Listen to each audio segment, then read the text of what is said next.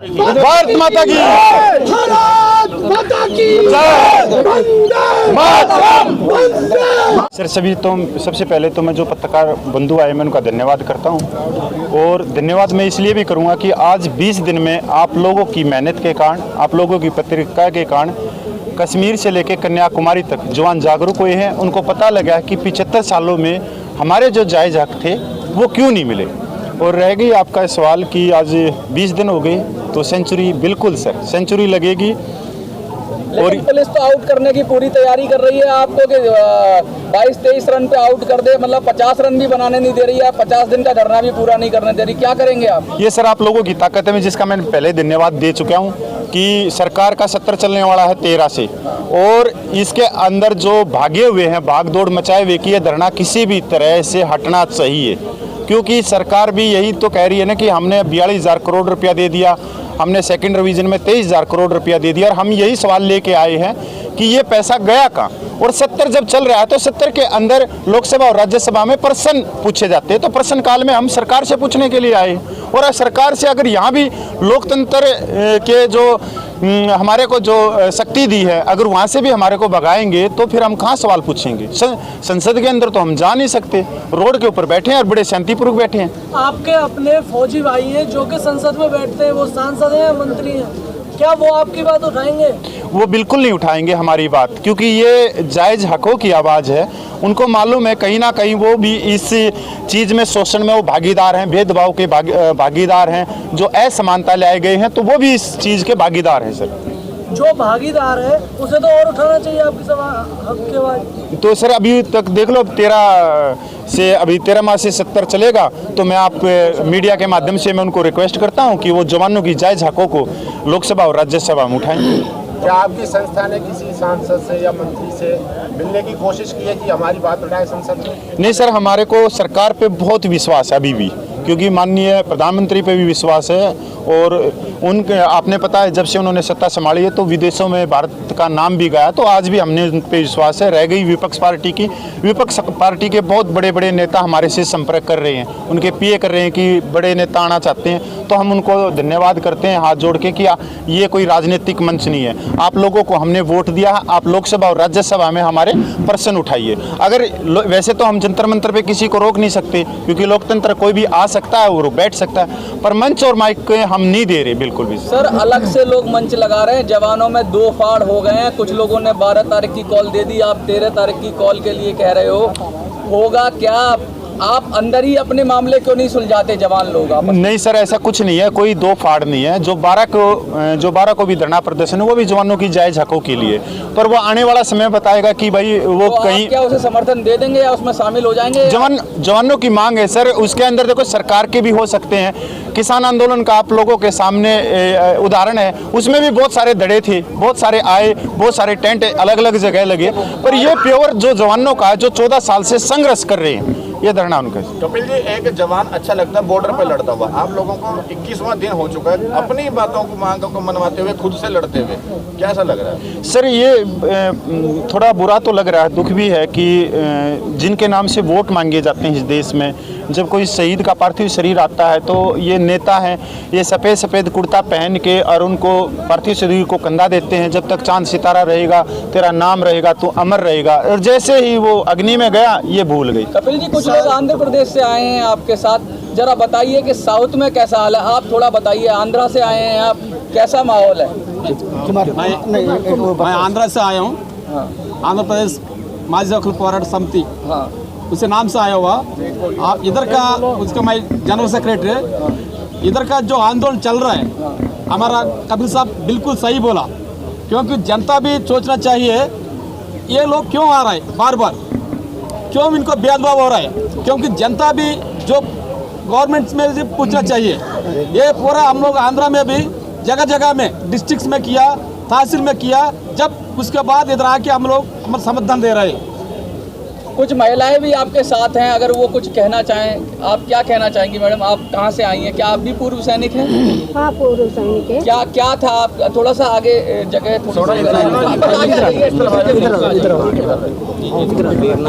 थोड़ा सा आगे आ जाइए, बिठा दो सर, आप थोड़ी देर महिलाओं को बिठाओ। मैम पहले बताइए, पूर्व सैनिक है तो किस डिपार्टमेंट में थी आप? मेरा हस्बैंड तो वीएमई का है। हाँ, मैं आंध्रा से आई हूँ। मेरा नाम बोडाला सीता देवी है।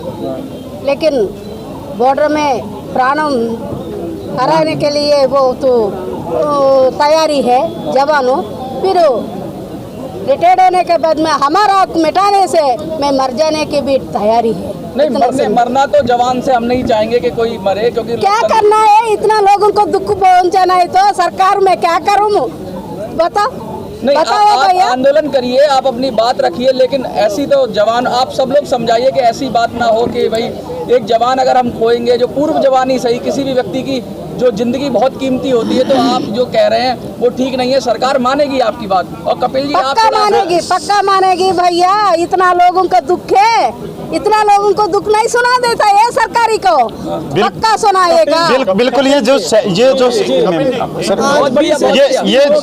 इनके बहुत दुख हैं। अभी यही आप लोगों ने देखा होगा कि जो हमारी जायज मांगे कि ये किस लिए आई है। इनके पति ने इस देश के बॉर्डर पे खड़े हुए हैं और इस देश की रक्षा की है। आज इनकी पे पेंशन में कितना बड़ा गैप कर दिया गया। अगर ये जवान की पत्नी है तो ये सिर्फ 11,000 रुपये विधवा पेंशन ले रही है, और दूसरी साइड 2006 से 2023 तक एक रैंक की 52,000 प्लस डीए बढ़ाया गया। और हमारे कैथल से प्रधान आए हुए हैं सर। 20-21 दिन हो गए, कुछ तो कमियां होगी जो 20 दिन से आप प्रदर्शन कर रहे हैं, सरकार आपकी बात सुन नहीं रही। क्या ऐसी कमियां रहेगी आपकी तरफ? कमियां हमारे में थी सर। सबसे बड़ी कमी तो मैं अपनी मानता हूं, क्योंकि 75 सालों में हमने कभी जवानों का संगठन ही नहीं बनाया। हमारा यूज किया गया, हमारे को दरी कुर्सी में बिठाया गया, और हमारी मांगे बंद कमरों में किसी अपर रैंक ने तय की गई, जो आईपीएस आईएएस स्टेटस के होते हैं, और हम बहुत नीचे स्टेटस के होते हैं, जवान जेसीओ। तो हमारी मांगे न तो सरकार को पता कि सेना में कोई जवान जेसीओ रैंक भी होता है। अगर ऐसा था तो सरकार ये जो 1 रैंक 1 पेंशन है, जो मिलिट्री सर्विस पे डिसेबिलिटी पेंशन है, जो प्रीमेच्योर रिटायरमेंट है, जो माननीय प्रधानमंत्री ने 2015 में फरीदाबाद में मेट्रो का उद्घाटन करते हुए कहा कि मेरे जो छोटे छोटे रैंक के सैनिक है, जो कंधों पे बंदूक रख के बॉर्डर पे लोहा लेते हैं, तो सर वो बाहर हैं। सेकंड, जो कमांड है जेसीओ, जो सेना की ताकत है, रीढ़ की हड्डी है, वो बाहर कर दिए गए। उनकी पे पेंशन वैसे ही कम होगी, 5,000 माइनस और दिखा दिए। हमारे कैथल से हमारे आए हुए सर, आप पूछने की कोशिश करो कैथल में क्या माहौल है? और आज तो संख्या काफी ज्यादा है, क्या आप कितने लोग आए हैं और समर्थन देने के लिए? हम यहाँ कैथल से यहाँ पर 100 आदमियों की इजाज़त है, उस हिसाब से हम यहाँ पर आज 85 आदमी आए हैं, क्योंकि ज़्यादा ना हो, हम अपने अनुशासन को सीमित रखें, उस हिसाब से हम अपनी संख्या बल को लेकर आए हैं। क्या संदेश देना चाहोगे? हम संदेश यही देना चाहते हैं, हमारे जो भी सैनिक हैं वो अपने घर घर जाएं, डोर टू डोर जाएं और अपने साथियों को जागरूक करें, क्योंकि ये हमारे साथ में एक बहुत ही बड़ा भेदभाव हुआ है। इस भेदभाव को मिटाने के लिए हम सब संगठित होने जा रहे हैं। जिस प्रकार से आपने अभी अपनी ये बहन आंध्रा से आई हुई है, इनके बारे में भी आपने इनका दुख सुना, इसी प्रकार से मेरे गृह डिस्ट्रिक्ट कैथल के अंदर जितने भी शहीद हुए हैं, उनका एक ऐसा हमने माहौल देखा है कि उनको पूछने वाला कोई नहीं है। तो उनको भी हमने जागरूक किया है और उनके लिए भी हमने मुहिम चलाई हुई है, ताकि उनकी याददाश्त ताज़ा रहे। और इसी प्रकार से, जिस प्रकार से अभी शहीद का बताया, मेरे ज़िले से 2018 के अंदर शहीद सिपाही राजेश पुनिया वो शहीद हुए थे बागल से। उनको आए जो अभी बताया है फौजी साहब ने, वे आते हैं, जिस टाइम पर दाह संस्कार हो जाता है उसके बाद में सब भूल जाते हैं। वही कार्रवाई उनके साथ में हुई। दाह संस्कार के टाइम पर वहाँ पर एमएलए भी आए, मंत्री भी आए, सभी आए, प्रशासन भी आया, लेकिन उसके बाद में उसको शहीद का दर्जा देने से इनकार कर दिया। वो हमारी एसोसिएशनों की, संगठनों की एक ताकत है, जिसने कि सरकार के साथ में जदोजहद करके, प्रशासन के साथ में जदोजहद करके उस साथी को हमने शहीद का दर्जा दिलवाया है।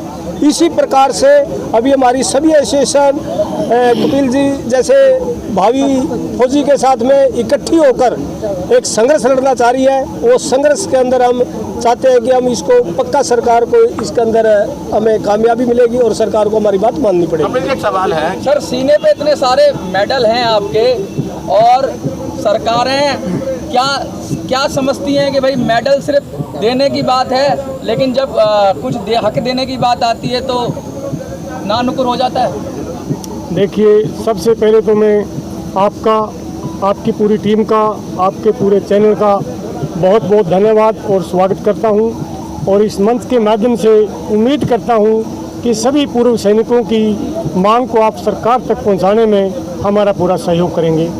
धन्यवाद। कपिल जी, अगर आपको कल परमिशन नहीं मिलती है तो आपका अगला स्टेप क्या होगा? सर, हमारा अगला स्टेप ये है कि 13 तारीख को होगा, या तो पुलिस हमारे को गिरफ्तार करो या अंदर करो, क्योंकि 70 चल रहा है और पूरे देश के हर नागरिक को अपनी आवाज़ कहने का अधिकार है। ये आर्टिकल 19 कहते हैं, ये बाबा भीमराव अंबेडकर का संविधान। अगर वो हमारे को अंदर करेंगे, कुछ भी करेंगे, उसके बाद में 13 के बाद में बहुत बड़ी कॉल होगी। हम बड़े विनम्र तरीके से, हमने कभी सरकार की आलोचना नहीं की, हमने कभी विपक्ष को अपने आसपास नहीं फूटने दिया।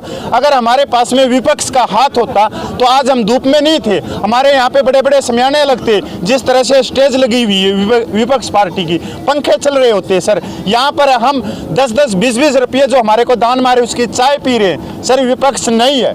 अगर सरकार भी हमारे इस प्यार का कोई अलग, हमारे साथ में कोई अलग प्यार का कुछ देना चाहती है तो उसको हम लेंगे। पर हाँ, हम इतना भी कहना चाहते हैं कि हम चुप होना भी जानते हैं और अपने जो भेदभाव की आवाज़ है उसको भी कहना चाहते हैं। तो हम हो सकता है कि अगला जो हमारा कदम होगा कि हम बड़ी कॉल करें, और वो बड़ी कॉल होगी या तो जेल भरो आंदोलन या संसद भवन का घेराव। अगर संसद भवन का घेराव करेंगे तब भी जेल भरो आंदोलन है। और ये एक जगह पे नहीं होगी, ये पूरे देश की जितनी जेलें बनी है सब भर देंगे। सर, बूढ़े आदमी, बुजुर्ग आदमी वहाँ जाके रोटी खानी है।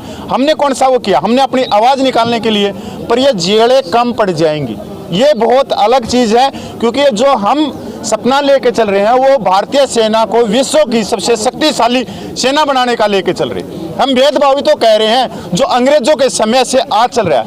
आज देश 75वीं साल बना रहा है, अमृत काल बना रहा है, ऊपर से जो रद्दी की टोकरियों में अंग्रेजों के कानून को घेर रहे हैं। तो सर, हम भी तो वही कह रहे हैं कि अंग्रेजों के जो शोषण हो रहे थे तभी तो हमने अंग्रेजों से आज़ादी चाहिए। तो आज हम समानता के अधिकार के लिए आए, आर्टिकल 14 के अधिकार के लिए आए। कपिल जी, एक सवाल है। अभी जैसे मैडम ने बताया कि हम मरने के लिए भी तैयार हैं, आज भी जवान बॉर्डर पे भी मरने को तैयार है और ड्यूटी के बाद भी मरने को तैयार है, ऐसा? सर, ये हमारी बहन है, माता है। आप इनके आंसू देखो, ये आई कहाँ से है? ये आंध्रा से आए, जबकि हमारे यहाँ पे महिलाओं के लिए हमारे यहाँ पे थोड़ी सुविधाएं कम है। भाई, आपने पता है महिलाओं के लिए थोड़ी सुविधा अलग टाइप की होती है। हम नहीं लेके आना चाह रही है, अभी तक हमने अभी नहीं उतारी।